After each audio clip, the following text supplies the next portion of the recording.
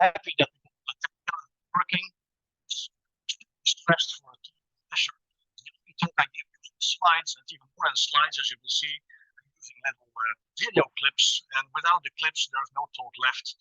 So it seems to be working. We're going to find this out.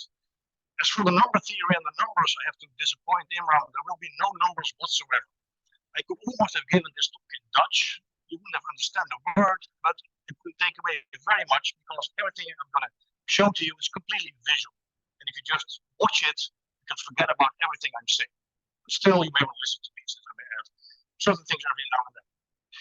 Then another thing I want to do before I actually start my talk is to thank everybody here in Pakistan. It's the first time I'm here, and I'm trying to vent a little bit, as you may have seen. Normally, my outside looks a little bit different. Sorry, Dr. Peter, your voice is not clear. My voice is not clear. No, it's not clear. You need to adjust the mic.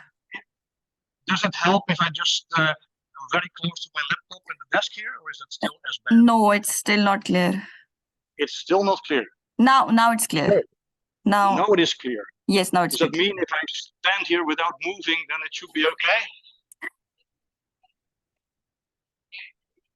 Okay, if you don't contradict me if I ask, is it clear? The answer is supposed to be yes. Is that a conclusion? Excellent. Okay, you're allowed to complain every now and then just to let me know if I'm talking too fast or you cannot hear me. Is it clear now? not that clear. It's not very satisfactory, but I don't really know what I can do about this. Now it's clear. I can try it. Now it's clear. Now it's clear. If I stand here exactly.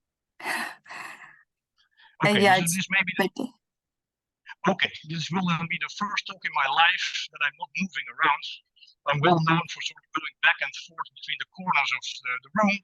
And today I will not just stand a bit like a priest that is actually sort of taking care of the ceremony.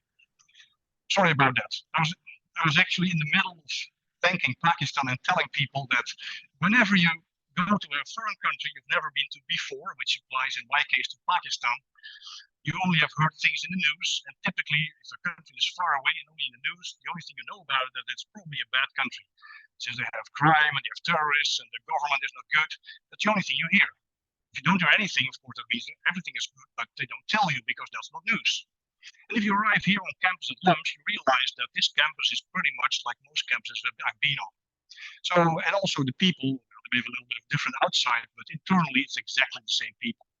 There is a slight language issue. I've been suffering from not understanding Urdu, and 2 weeks hasn't been enough to pick up anything at all. So we'll have to stick to English, and we will have to live with my English. Anyway, just to summarize, it has been a great experience. I'm sorry. It's very much so, let me then start, since we're running late. Technicalities. My talk today is not on numbers or number theory, and not even on my math research. And for whatever reason, yes, now it works. 2 slides here. Talk today is not so much.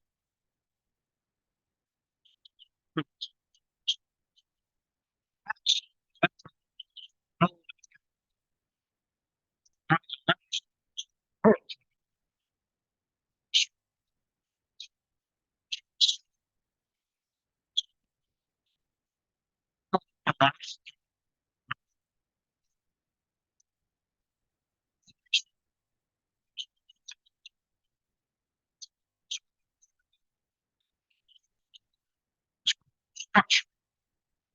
And how to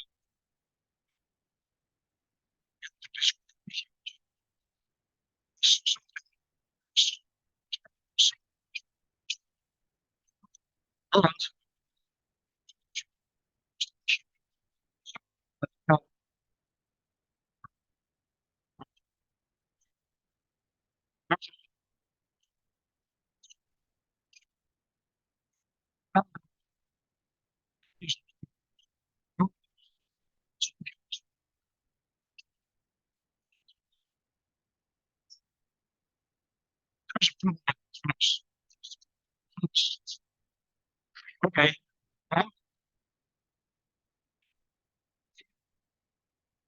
So I do apologize for everybody who cannot. Yeah, that's your punishment.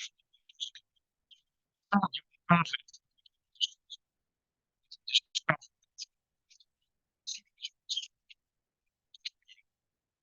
so we'll continue and picture I'm going to show you the themes that occur in Escher's book. Here is a picture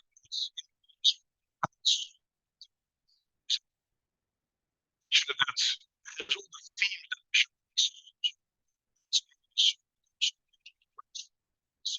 meadows, but you see that it has a symmetry. There's the black and white, and there are these birds.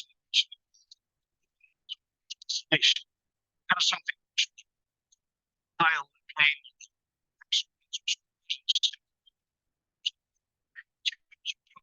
That you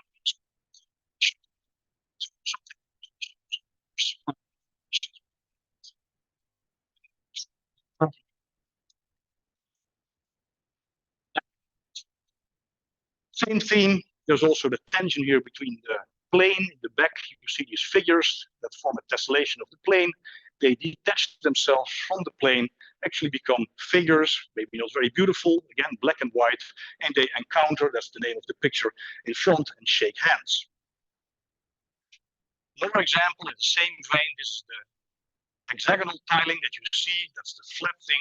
The lizards are completely flat, they fill the plane, but they come to life, they detach themselves again, and completely circular, they walk around and go back into the plane exactly where they came from. This sort of self-reference, recurring into itself, is something that Escher also liked quite a bit. When he got to know mathematicians, there was an exposition which was coupled to the ICM, the International Congress of Mathematics, which took place in Amsterdam in 1954. So that's almost 70 years ago. Then he talked to mathematicians who told him that the things he was doing actually were quite mathematical. He was not a mathematician at all, I think, but he was told that what he was doing was mathematics. So you can be mathematical without being a mathematician, because math is everywhere, as you know. And also these mathematicians may tell you things. In this case, they told him about the hyperbolic plane. And the circle, you know, the disk is a model for the hyperbolic plane. And if you look at the tiling of the hyperbolic plane, you have these well-known triangles, which as sides have arcs of circles. But if you use the tiles that Escher loves, in this case there are devils and angels, you can fill the plane, and again, in this case, the hyperbolic plane with a hyperbolic tiling. This is called circle limit in this terminology. Another thing that people like, and again, you don't need to know mathematics or anything at all, that's playing with perspective. And Escher spent a lot of time in Italy in the 30s. Should I admit people, or is someone else in charge of this? Please. I'm not going to admit people. It will disappear.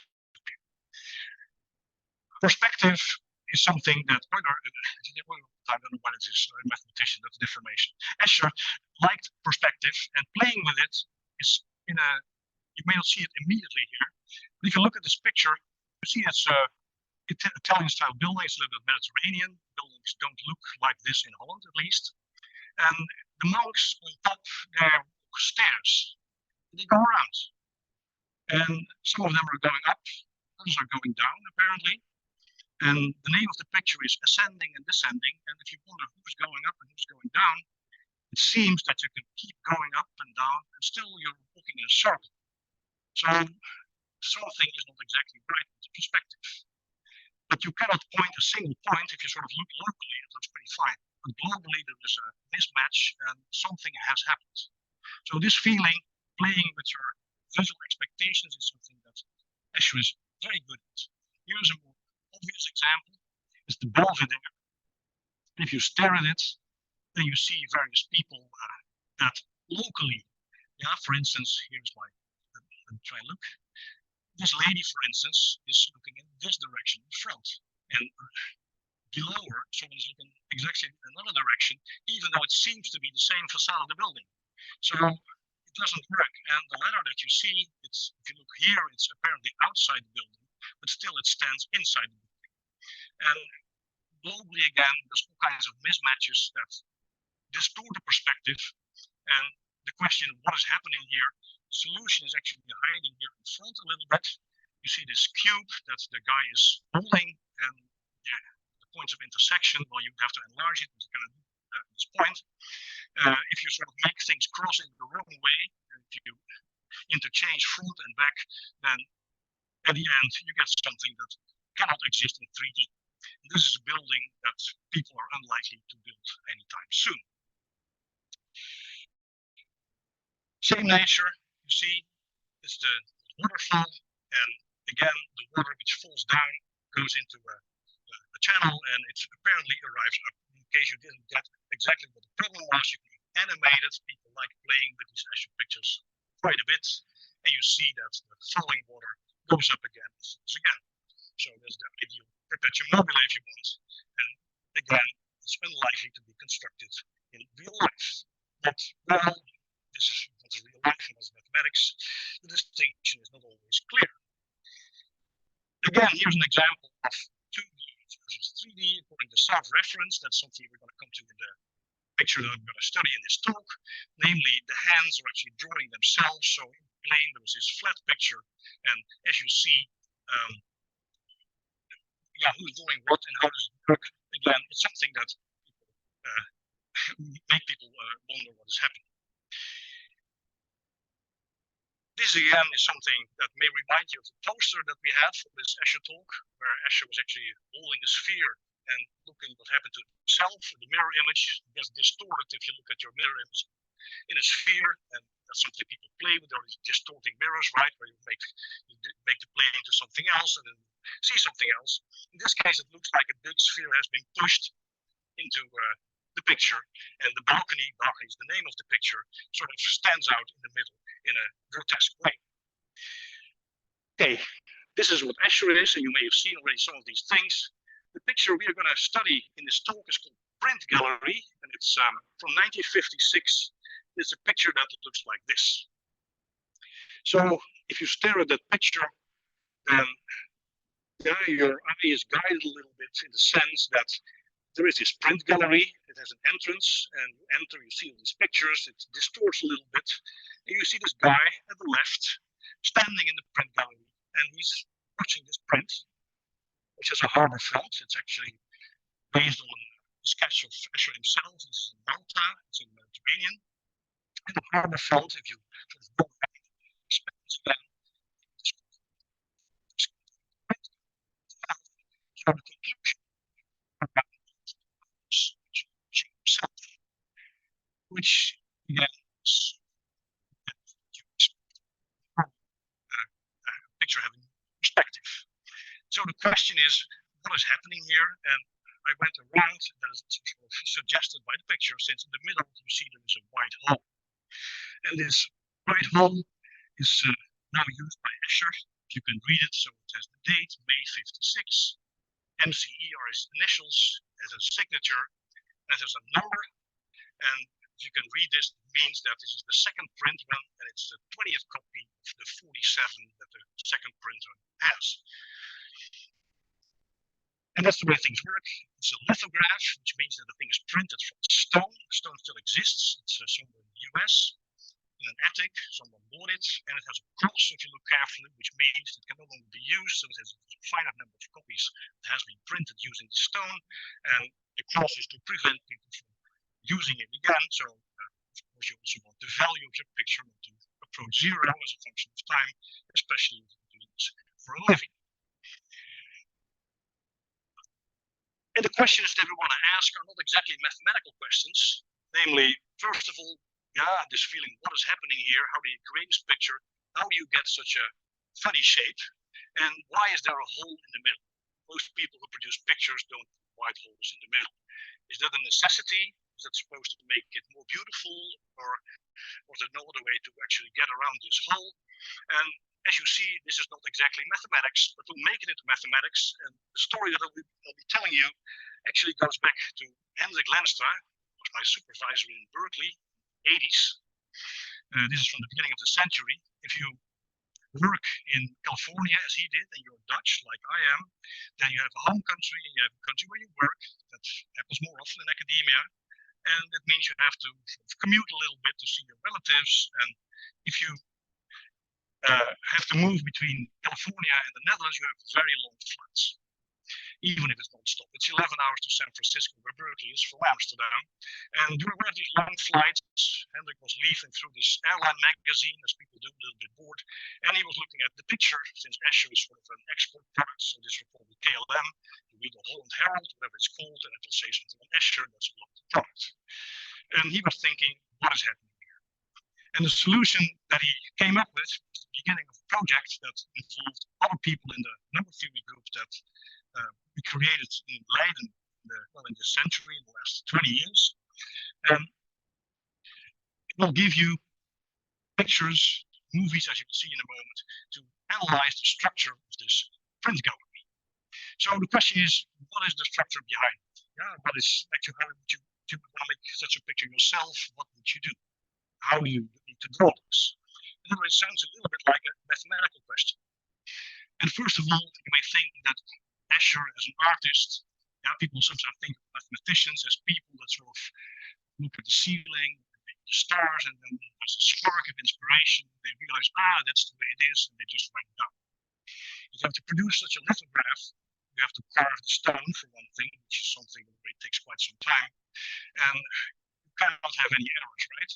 So you have to prepare this carefully. So this whole inspiration is a process to math, and this is the sketch that Escher used to produce the lithograph that we studied. And as you see, it has exactly the structure. It has sort of zillion lines as well. And what she was using was a grid. So rather than the normal square grid that everybody uses, if you just want to sort of get things straight, his grid is this, perturbed nature. And you see that if you move around, things actually get enlarged exactly as in the picture. And if you put them together, you see that indeed the actual lines that you find in the grid, the left side, match lines that occur in the picture. So for instance, you can see that this windowsill that you find here is exactly what the lines here. And similarly, that one is one. You really can sort of identify the lines in the grid with lines in the picture. So to make things more mathematical, the question might be, what is the grid? Since mathematics usually means that you throw away all the superfluous information, which is the visual information in the picture, and you wonder what the underlying structure is. What is the structure of this grid? How would you create it? How did Escher create it? And once you have this grid, of course, you can also go back and on the sketches of Escher, you also find the normal world that was used and that was transformed into this deformed picture. So what did Escher do? That's something you read in a book. It's a book by his friend Bruno Ernst. It was written in '76, a few years after Escher died. It's called The Magic Mirror of M.C. Escher. That's the way you write magic mirror if you happen to be Dutch, as Bruno Ernst was. And he explains in that book, in particular, how this print gallery was constructed. And what Escher did is that he used the real world picture that you just saw, together with the grid, to really transform in a very artisanal way, I would say, as an artisan, just by hand. He would just take the separate squares and actually copy them into the grid. And that meant that if you go to the left, this tiny grid, this tiny square has become quite large. So if you go to the right, you move, then you need more resolution, so to speak. So that's the reason, the thing that I just showed you, this one, there's 4 of them, so that actually, if you start here in the normal world and you move to the left, at this point you're going to need more resolution. So there's a second sketch that shows you the harbor front in more detail, and so on. And if you do that, the question, what the grid looks like, is actually, you want to go around. So you say you start here, and if you go from the right lower corner to the left lower corner, you see that one square gets enlarged and it becomes 4 squares. The same way, if you take this square, you follow the lines, it gets larger, and again by a factor 4. And again, this one also by a factor 4.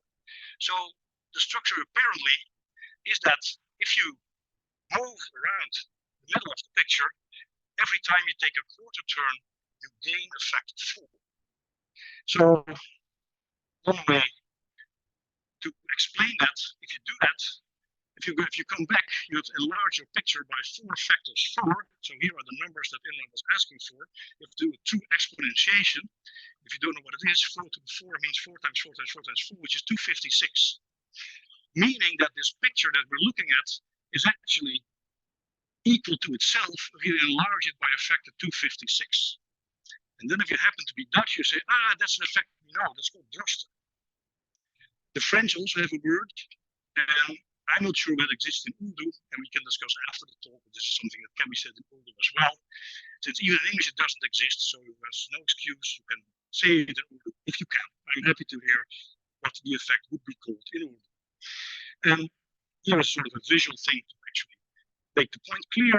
There's actually a picture that is itself under an enlargement by a factor 256. Every time you turn over 90 degrees, you get a factor 4 like that, and then you're back. So that means that in this picture, you should have the whole thing repeated again. Then the question is, why is this called Droste? Droste is just a brand name in the Netherlands, and they produce chocolate. So as a child in Holland, if you get chocolate, which you may get in winter, that's typically, there's this powder produced by Droste, and you add milk to it, that's your chocolate. And the standard tin, this is the original one from 1904, I think, actually shows a nurse that is carrying a tray which has actually a tin, which is a Droste tin. So that tin has a picture of a nurse in a tray containing a Droste tin. You get the idea, right? The thing is going to repeat itself. And since 1904, this is something that has kept existing, so the nurse has been updated every now and then. So I think this is still the current picture, and it's a bit better for our purposes that you can see the tin. Actually, the tin right now is just a cardboard box, but the idea is the same. It contains itself. And if you don't understand what the underlying structure is, you see you can zoom in. And there's something slightly amazing that happens if you're used to zooming in pictures. There is this problem that in real life, pictures consist of separate pixels, right? And high resolution means that it's really very smooth since the pixels are tiny. But if you start zooming in, then these pixels are also enlarged. So after a while, if you have a picture, zooming in just gives rise to something blurry, doesn't look like anything. But since I'm talking and talking, you see that this is a picture that apparently has infinite resolution, which is a technical problem that apparently has been solved by the makers of this program. So now you sort of wonder what you should do to make such movies. And the way that works, and actually it goes both ways. So first of all, the Greeks would love this, right? It means that a finite tin can contain an infinite number of nurses, and they don't in the way of each other. And people are really philosophical. They also realize that how many nurses you need to actually carry one such tin. Those standing behind you, these giant nurses, are also infinitely many. So you see that the world must be full of nurses to actually make this happen in real life. Of course, we're not dealing with real life, we're dealing with art, which is something completely different. So where is this Droste effect in the print gallery? Well, I told you how Escher created this picture. Namely, he transformed the real world using these grids from his the squares in his grid to produce this lithograph.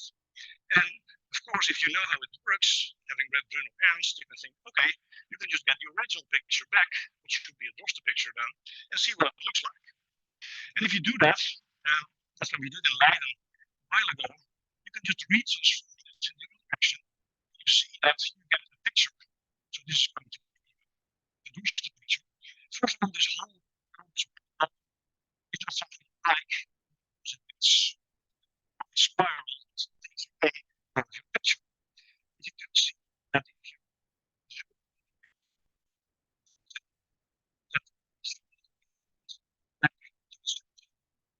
so yeah, you can actually go both ways. This looks a bit like a picture that repeats itself. But of course, it's not perfect. You see that, of course, if you just do it by hand, like Escher did, then yeah, you see the things that should have been straight actually get curvy a little bit. If you go to the print gallery a little bit later, you also discover that the pillars that should have been right actually are a little bit off. Well, he was getting pretty close, but it's not ideal. And that means that once you know what's happening, you can improve on Escher, as we did. And this is the straight picture that has been improved, if you want, using well, modern day graphical artists. So this is the print gallery. And also the bright spiraling clear that we had that came from the hole in the middle has disappeared. So there's some artistic freedom. For instance, this is a well-known Escher picture, is the Möbius thing with the ants on it, if you may know it. That was not an original picture, there was something white, so we needed something to fill it up, and they had lots of fun to make this into a true Droste picture. And as before, you can now zoom in, and you see that what you get is indeed someone watching a picture, holding a picture of the print gallery itself, and you can continue and continue. And yeah, as it happens, there is no end to this, but there will be an end to this talk, so I'm going to stop it soon. But you see the infinite resolution thing has been solved. And of course, the reason that it's possible is that you don't get any new information. Actually, the movie you're watching at this point is completely corrupt. So after a finite amount of time, you've seen everything repeats itself. Since, of course, there's no real connection. But that is the Droste effect in the picture. Straight.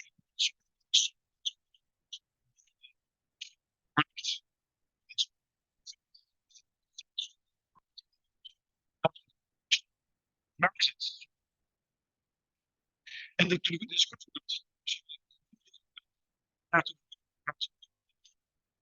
so what you see is the left uses special you see that the square left exposed just close to the square. If you make it a little bit bigger, it's a rectangle. You see that rectangle is not quite so rectangular.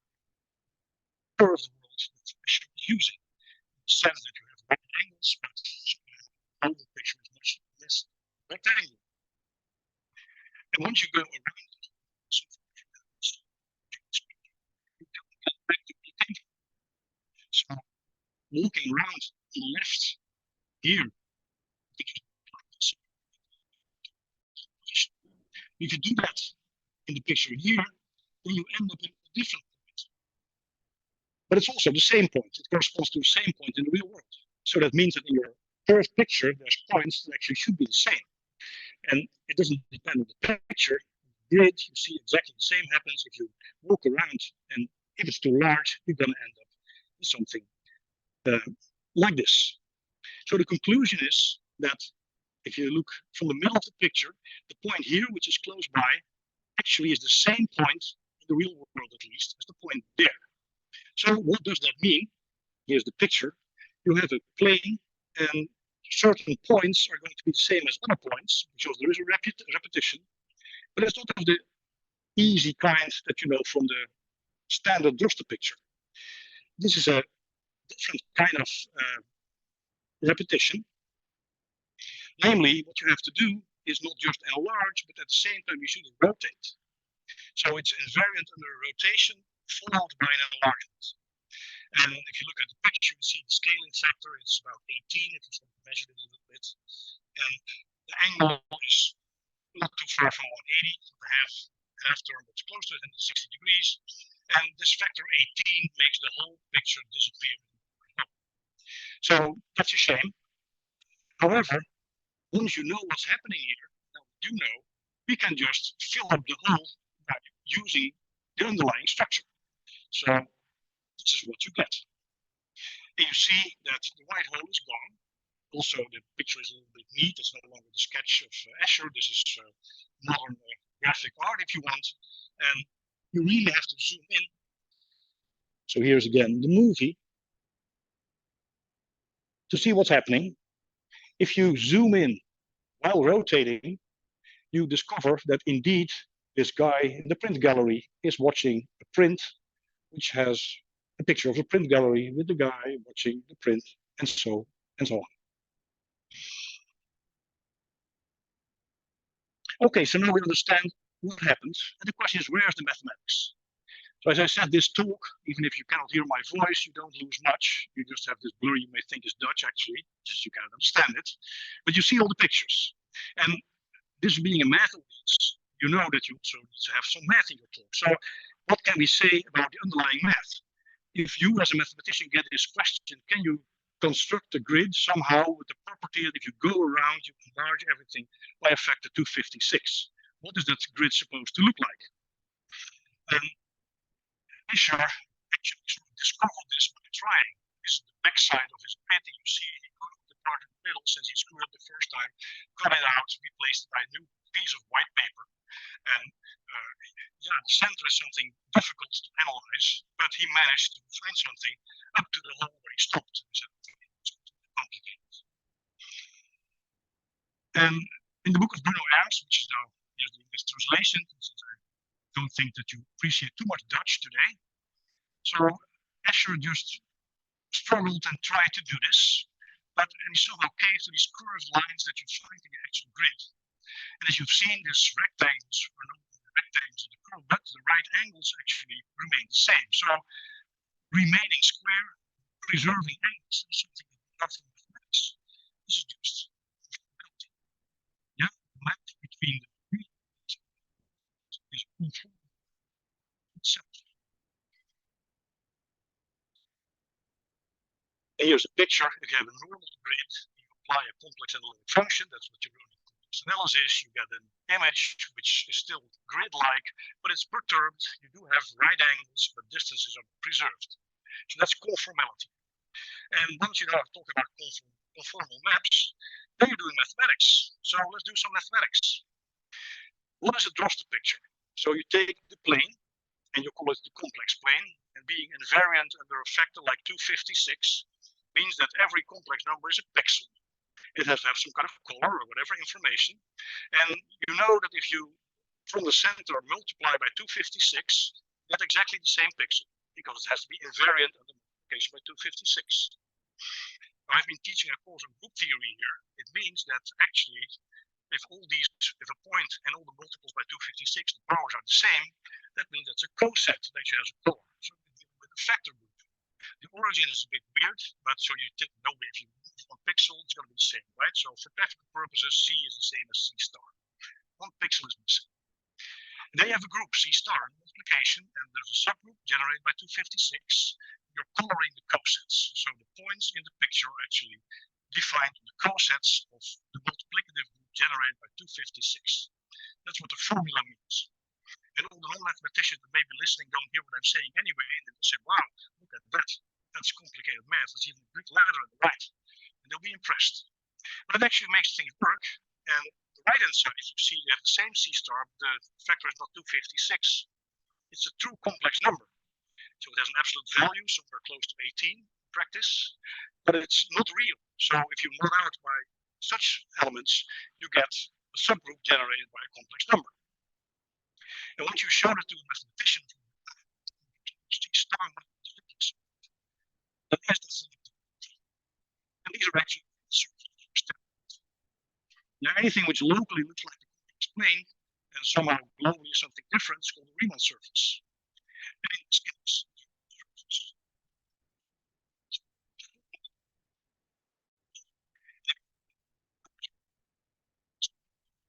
maybe just don't look like algebraic curves at this point.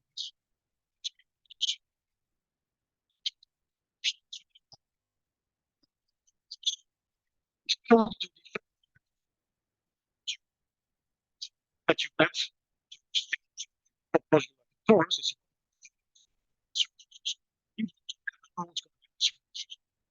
now you construct it, but the theory tells you that you lift these maps covering space. In this case, it's just complex numbers. Covering is so C to C star covering C to C.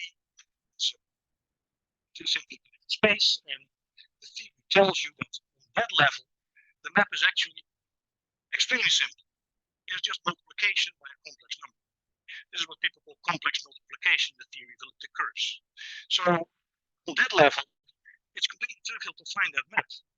But you have to realize, first of all, that the isomorphism is just multiplication by a constant, it's simple scaling.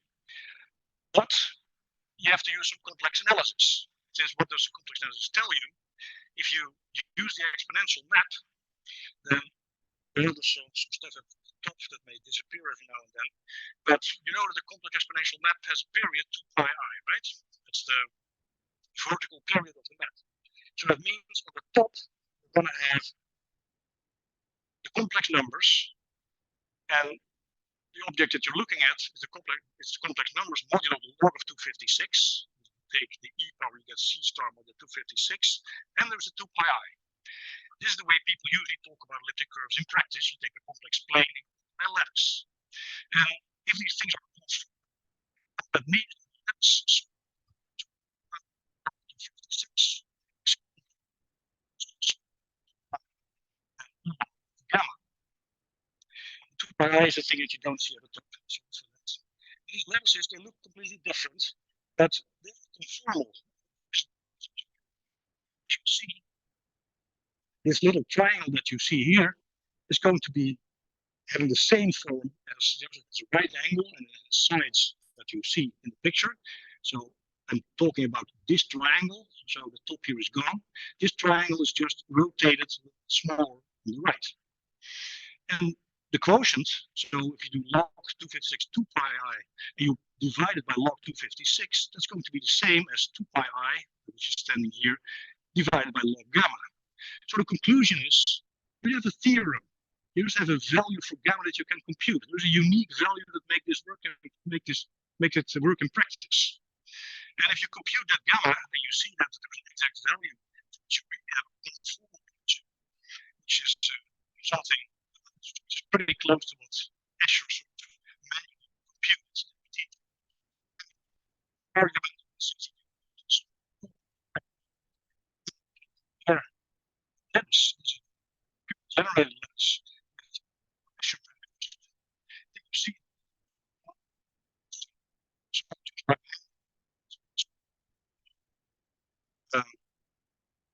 that we reconstructed analysis. Of course, if and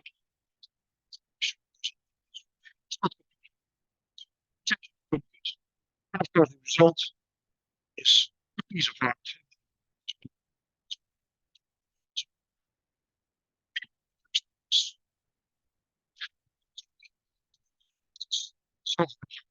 Notation. And whether this is anything better, of course, you can sort of switch back and forth and say what do you want more. At least this is a way to complete the spot. Did Escher know about this? It's since he's been dead for quite a while now. Nobody will ever ask him. So the conclusion, mathematically speaking, is the following: a Droste picture is a picture invariant in scaling by a real factor. There's a small print you're not supposed to read, and we mathematicians are known as nerdy. That means that you say this real factor, of course, should not be plus or minus 1. And in the same way, the Escher picture is scaling by a complex factor. You do not want it to be real. So That's what the mathematical definitions are of these pictures. And the trick that gave rise to this piece of art is the master trick by Escher. You can Escherize a Droste picture. And in principle, any Droste picture can be Escherized. So that's, of course, fun. So the last part of my lecture will be math in action. How do you actually do these things we've been doing? How do you create such movies? Yeah, so if you have your own Droste picture, and I've been pushing before I came here to the people in Pakistan that there should be a Pakistan Escher, or at least a Droste picture. Without my pushing,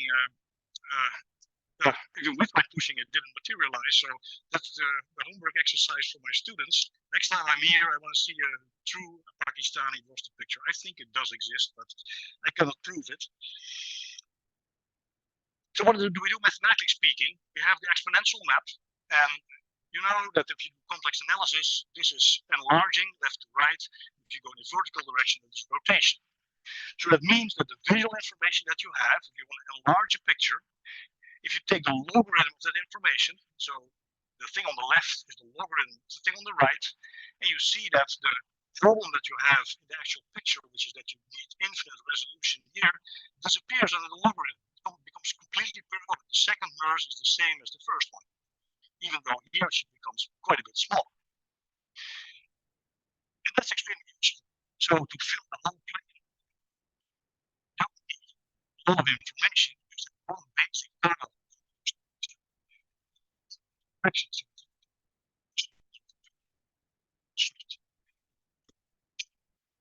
Horizontal direction is not enough to scale the first picture. So this program uses logarithmic to produce the right. So what it does, if I'm showing you this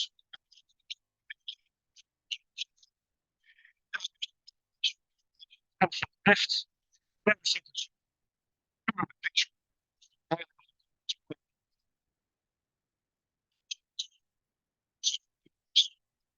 There's also the other direction, which is so funny.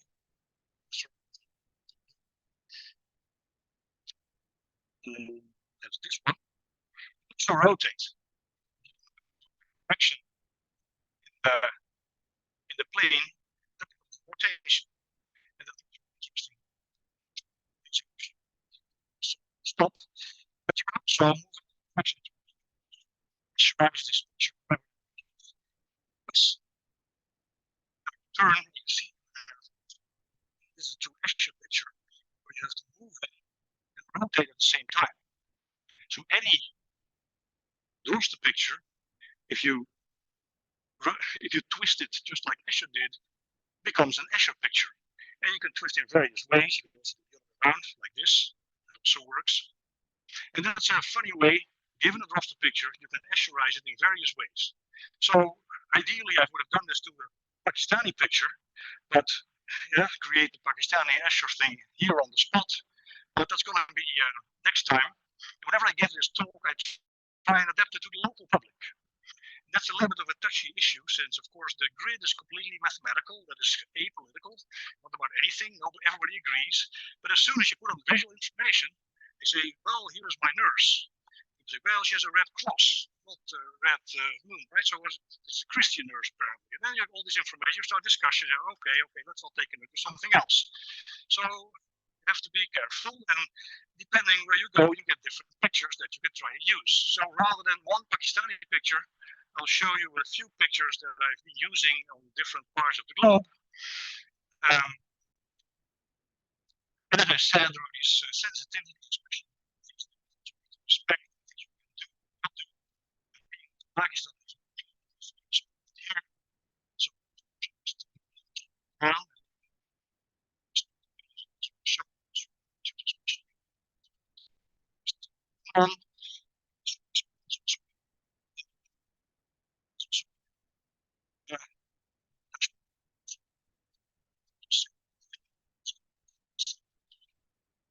Such is life. Let me show you what I mean.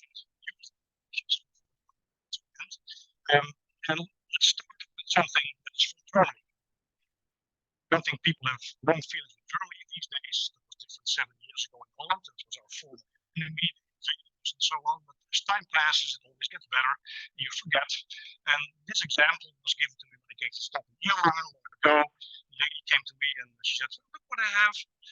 This is the famous camembert cheese we have. It's called Roodkapje.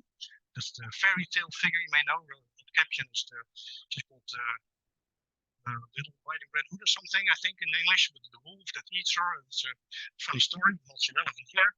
And the point for us is that the basket she's holding actually has a piece of camembert, which depicts, again, Roodkapje, etc.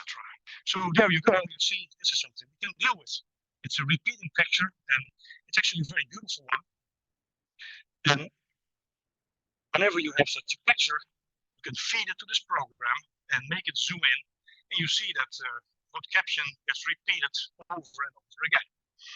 And I would think that this somehow is a nicer one than the Westerners. That's a matter of taste.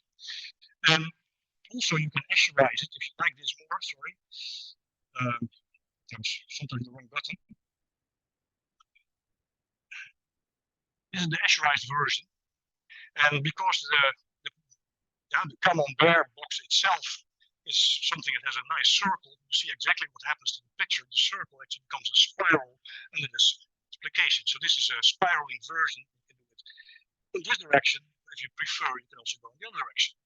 So there's two ways where you can Escherize it, and I think they're quite nice to look at. However, first of all, used in France, it's going to be camembert. It's French. The Germans cannot use camembert. That is worth mentioning at all. And also, it's old-fashioned because nowadays it looks like this and no longer like the old box. And there's European rules how what a camembert should look like and how you should package it. And so you get into political discussion. So forget about Roodkapje. Here's the US. So Hendrik, then somebody first gave such talks, he would use the butter from Minnesota, land of lakes. And it's a well-known package which has been around for many decades. And it's, as you see, it's a picture of a Native American lady, as these are called these days, and she's holding a piece of butter. And you understand what the story is, and zoom in, and realize that indeed you get the repeating picture of Droste kind. This is instead of the Droste cacao tin, you here get the butter picture. If you like the Escherized version, like this, that's also a nice one.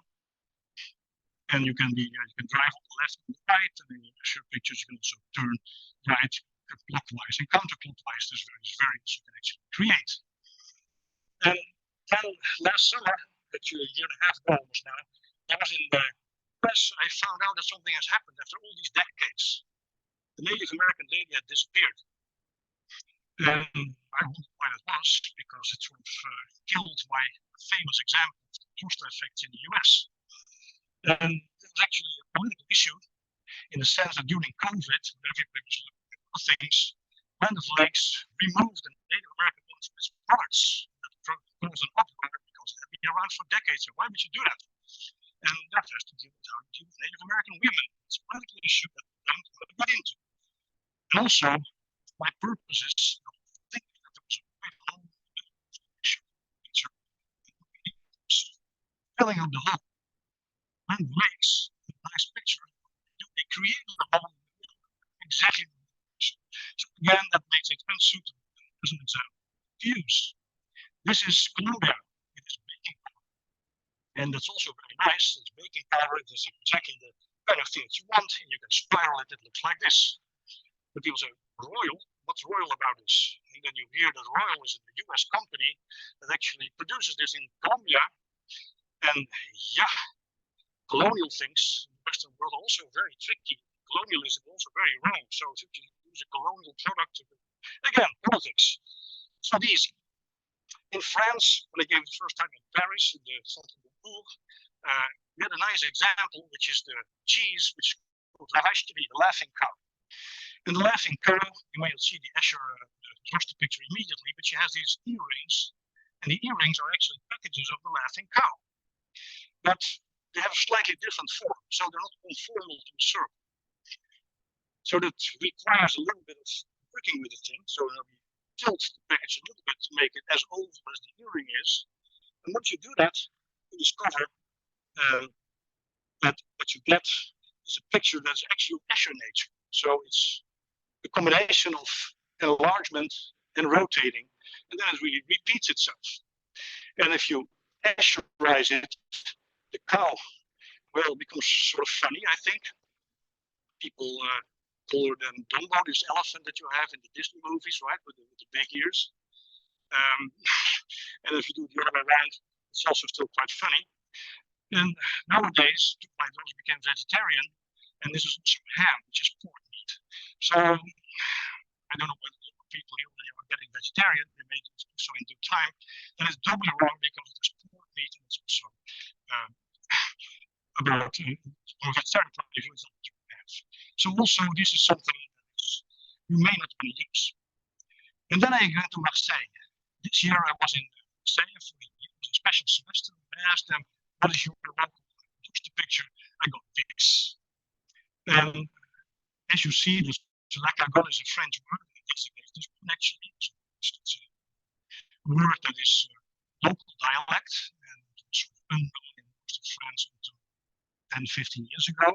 But now people actually do know what it is.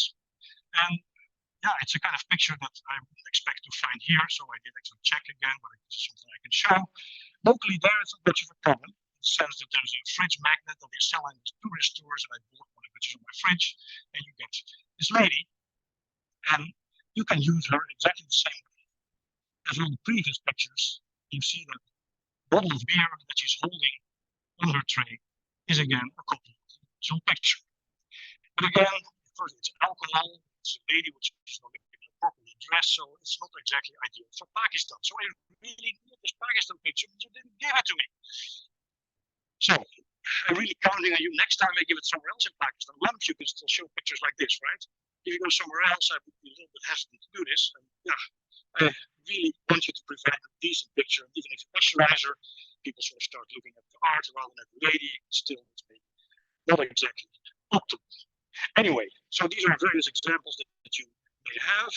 There's also one that, that I found on the web last night. There's versions where the lady actually is more properly dressed, but I don't have video versions of that picture.